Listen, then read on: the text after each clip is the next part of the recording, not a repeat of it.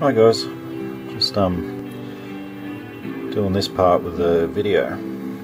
I thought it would be a lot more easier to do than doing the photos.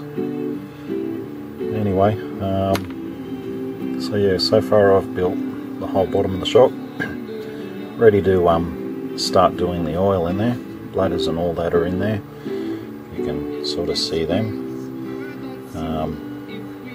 Probably not very good lighting here at the moment, but it'll have to do. Anyway, so yeah, basically what I do, take the shock oil and add it in there.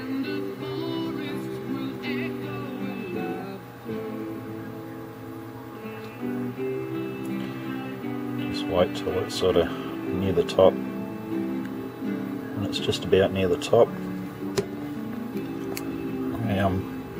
I start to push the piston up through it, just slowly. Sort of see it in there. See that oil starting to bubble up to the top as the shaft goes in. Before it starts to overflow, I let the shock come back down,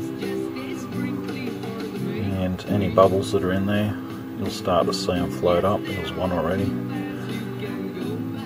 So anyway, I do that a couple of times just to make sure that there's no air in there at all. You want to remove all the air. You just look for those bubbles each time. If there is any bubbles there, you just let them float to the surface before cycling the shock again.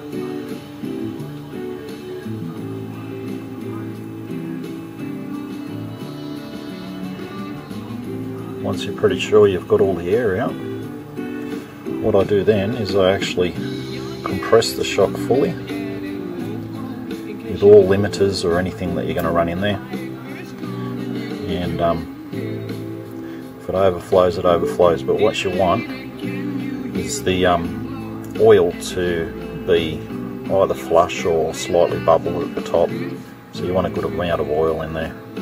If it's sitting down too low, you'll end up with air in there. So yeah, this part here with the bladder, you can kind of notice those two holes in the side, which you'll see in the pictures of the rest of the tutorial.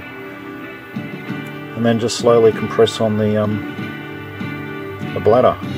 As it winds down, you'll notice oil come out the side of the shock. I'll just do it very slowly, always keeping this compressed all the time.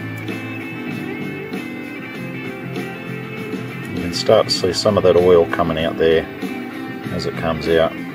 So always have a rag handy to wipe up any of the oil. It's a good thing to point out too, to not get any of this silicone based oil in your eyes and stuff. It really can not be good for your eyes.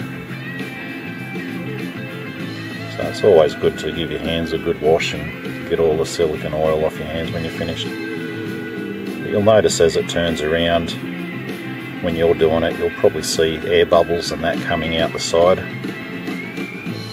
So it's just about all the way home. There's still a bit of oil coming out as I twist it.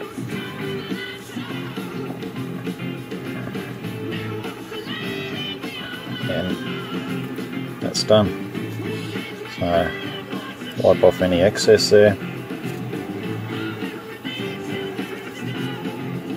Easy as that. And that's your complete Pro Rig shock SCX10 out of the axial scalar rigs that we all use in the Pro Rigs these days. So nice and smooth, pretty good. Alright, anyway, that's all. Thanks guys. Oh, and if you want to see the rest of the tutorial, you happen to have found this in YouTube, get on Crawl ANZ, and you'll find the rest of the tutorial in the general help section in there. Alright, see you guys.